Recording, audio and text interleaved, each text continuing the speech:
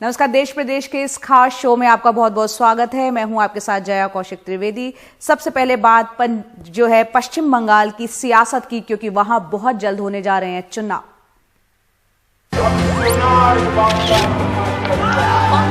बिक्री करते जेओ ना।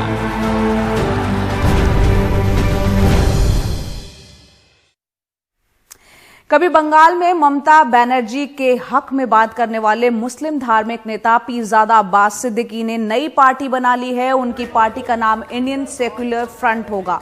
माना जा रहा है कि वो ओवैसी की पार्टी के साथ मिलकर बंगाल चुनाव में उतर सकते हैं। नई पार्टी का ऐलान करते हुए सिद्दीकी ने कहा कि ममता बनर्जी ने जो वादे किए थे वो पूरे नहीं किए।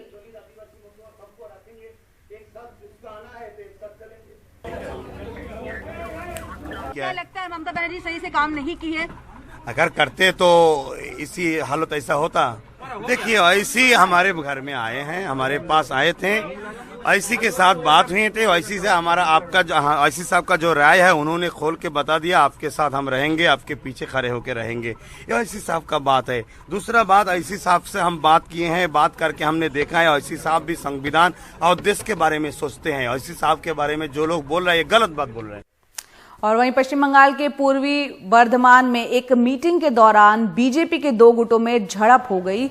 इस दौरान दोनों गुटों के समर्थकों ने एक दूसरे पर पत्थरबाजी की और आसपास खड़ी कुछ गाड़ियों को आग के हवाले कर दिया। बीजेपी नेताओं ने टीएमसी के नेताओं पर आरोप लगाया, लेकिन टीएमसी ने इससे इनकार किया। जिस दफ्तर में झड़प हुई उसका उद्घाटन हाल ही में बीजेपी के राष्ट्रीय अध्यक्ष जेपी नड्डा ने किया था।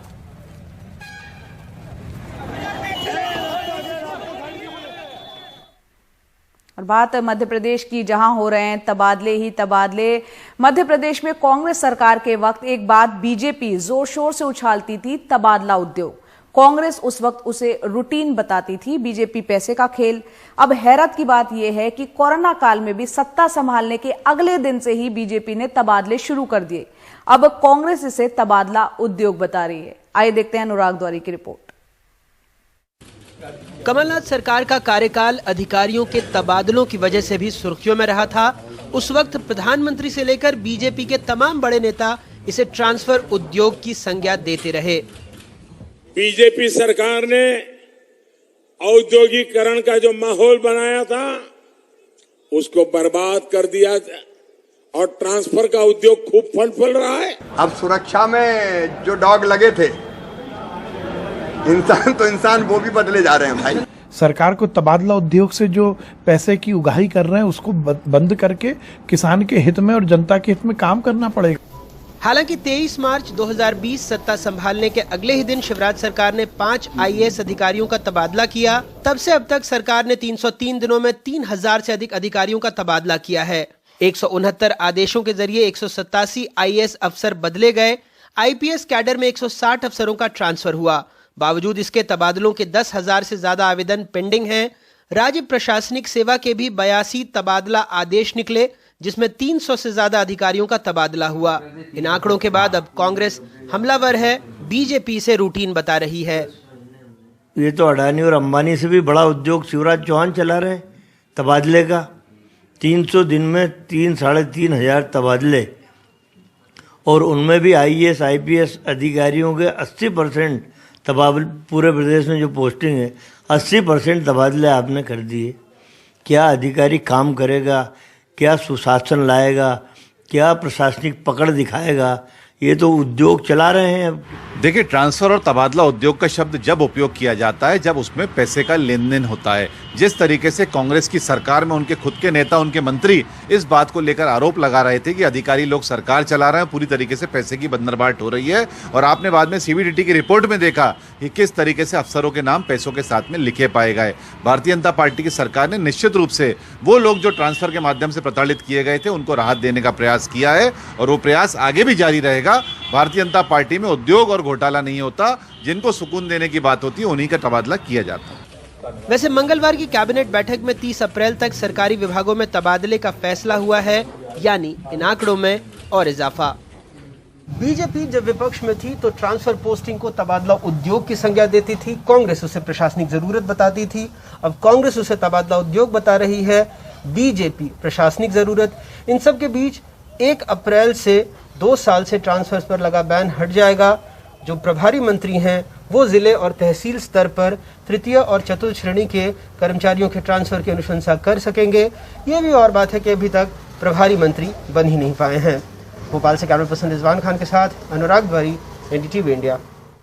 और अब बात करते हैं बिहार की स्थिति क्या है, वहां के हालात क्या हैं। बिहार में हर वो शख्स जो अपनी मांग के समर्थन में प्रदर्शन कर रहा होता है, उसकी दो ही इच्छाएं होती है। एक तो राज्य सरकार जल्द से जल्द उनकी मांगों को मान ले, और नहीं तो दूसरी, विपक्ष के नेता तेजस्वी यादव उनकी मांग मीडिया में उठाएं ताकि उनकी समस्याओं को लोग समझ पाएं। ऐसा क्यों है, बता रहे हैं मनीष कुमार। नमस्कार। जी नमस्कार, बताइए।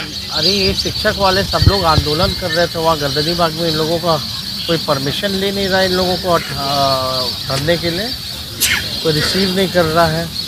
वहाँ तो राइट है ना इन लोगों को धरने के लिए। अच्छा, मेरे विभाग से नहीं कोई कोऑर्डिनेट कर रहा है।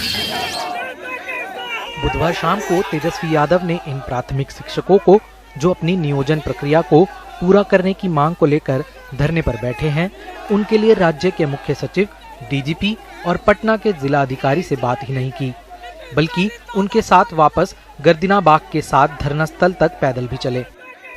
बृहस्पतिवार को ये शिक्षक खुले आकाश के नीचे बैठे हुए थे और उन्होंने अपनी मांगे फिर दोहराई। हम लोग का अब 94,000 अभ्यर्थियों का जीवन तय हो जाएगा, अपना हम लोग स्कूल में शिक्षक बन जाएंगे। लेकिन आज 3 साल से बार बार कोई केस लगाकर, कोई लफड़ा लगाकर, आज नियोजन इकाई नहीं, बार बार शेड्यूल जारी करके हमारी मानसिक प्रताड़ना किए। तो जब तक शिक्षकों की कमी पूरी नहीं होगी विद्यालयों में, तब तक कैसे क्वालिटी एजुकेशन मिलेगा? और जो क्वालिटी एजुकेशन देने वाले शिक्षक हैं आज रोड पर है, तो जब तक उनको बोर्ड पर नहीं लाया जाएगा, जब तक उनके लिए व्यवस्था नहीं किया जाएगा, उनको स्कूल नहीं भेजा जाएगा, तब तक क्वालिटी एजुकेशन कैसे पूरा होगा? दिक्कत क्या किया है सरकार, 2 साल से लेत लतीफी कर रही है और अपने ही शिक्षा व्यवस्था को बद से बदतर बना रही है। दरअसल बात है कि पूरे देश में बिहार का जो शिक्षा व्यवस्था है वो सबसे निचले स्तर पे है, ठीक है। और निचले स्तर पे क्यों नहीं रहेगा? क्योंकि सरकार हम लोग को बहाली नहीं ले रही है। हम लोग सारे चीज में तो बहाली निकला है 19 लाख नहीं, सरकार तो 1000 की बहाली पूरी नहीं होती, 94,000 तो बहाली करने, 19 लाख कहाँ से देगी हम लोग को? हम दिखा रहे हैं किस तरीके से जो राबड़ी देवी के जो पीए हैं वो और सीधे तौर पे जो 10 नंबर के सिक्योरिटी गार्ड और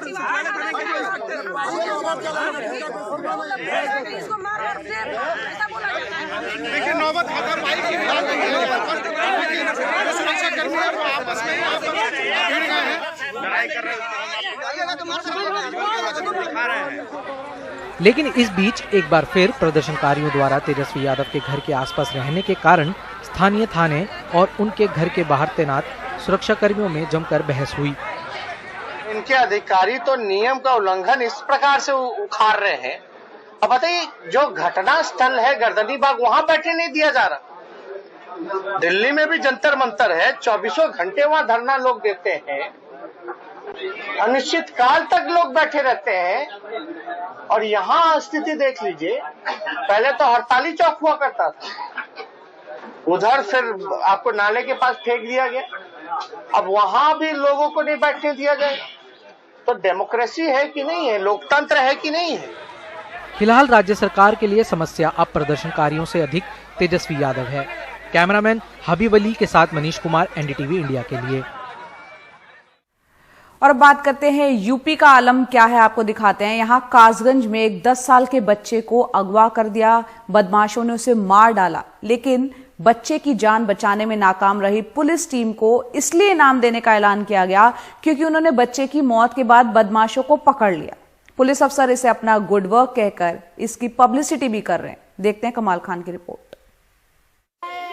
लोकेश के घर मातम है, घर वालों का रो रो के बुरा हाल है। जिसका 10 साल का मासूम और बेकसूर बच्चा इस तरह मार दिया जाए, उसकी ये हालत तो होगी ही। 3 दिन पहले गांव से ही उठा लिया गया था। बदमाश 40 लाख की फिरौती मांग रहे थे, लेकिन बाद में लाश मिली। हमारा बेटा लोकेश सोमवार को 18 तारीख को गायब हुआ था।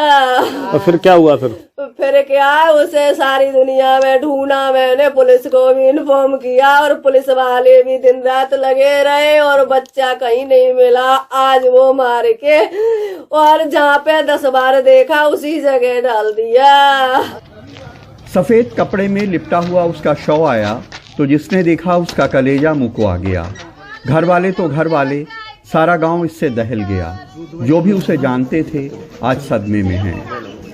हालत बहुत करावी लगी, सब बंदो डरो कालन में खूनो, सफेद कपड़न में बंदो, पैर बंदे आते ऐसे उल्टे बंदे लला के, कानन में कुल कर रहो, नाक में कुल कर रहो मेरे के। बच्चे की मौत के बाद पुलिस ने अगवा करने वालों को पकड़ लिया है। पुलिस कह रही है कि हत्या जमीनी रंजिश में की गई है, लेकिन बच्चे की जान न बचाने वाली पुलिस टीम को बदमाश पकड़ने का इनाम मिलेगा। इस तरह तीनों आरोपियों की गिरफ्तारी कर ली गई है और घटना का सफल अनावरण कर लिया गया। पुलिस टीम द्वारा जो कि बहुत ही महत्वपूर्ण प्रयास करके घटना का इतने अल्प समय में अनावरण किया गया है, उसको पुरस्कृत किया जा रहा है।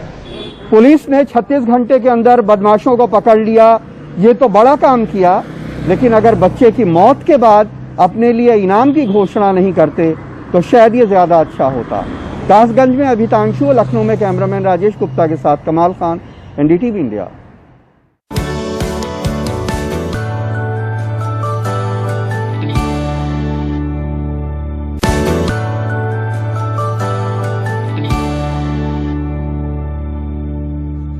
ब्रेक के बाद आपका स्वागत है। बात करते हैं ऑस्ट्रेलिया में टीम इंडिया को सीरीज में शानदार जीत दिलाने वाले तेज गेंदबाज मोहम्मद सिराज की। कल वो हैदराबाद पहुंचे और पहुंचते के साथ ही वो सीधे अपने पिता की कब्र पर गए और उन्हें श्रद्धांजलि दी। ऑस्ट्रेलिया के साथ सीरीज के दौरान ही उनके पिता का निधन हो गया था, लेकिन परिवार वालों ने उनसे कहा कि लौटो मत, पिता का सपना पूरा करो। मेरे लिए तो बहुत इमोशनल है, मतलब मैं टाइम पे भी नहीं था तो मेरे लिए इमोशनल था। अब मैं आया, डायरेक्ट ग्रेवयार्ड गया, डैड के कब्र पे फूल चढ़ाया। इमोशनल टाइम था, मॉम रोने लग गई थी, बट मैं स्ट्रांग बन के उनको पॉजिटिव दिया। तो घर पे चिकन बिरयानी ऐसा कुछ नहीं था कि नहारी पाए खाए। बहुत दिन के बाद घर का खाना खाने को मिला, अच्छा लगा घर का खाना खाकर। तो मेरे लिए बहुत डिफिकल्ट है वो चीज़, और मेंटली बहुत मैं डिप्रेशन था वो चीज़। और मैं घर पे भी बात किया था, वही बात बोल रहे थे कि डैड का जो ड्रीम था वही पूरा कर, और पूरा करके आ। और मेरी फियांसी का भी बहुत बड़ा हाथ है इस चीज़ में कि वो मुझे बैक की और हमेशा वो मुझे मोटिवेट देते रही। तो बहुत बड़ा टीम का भी बहुत ज़्यादा सपोर्ट था मेरे लिए।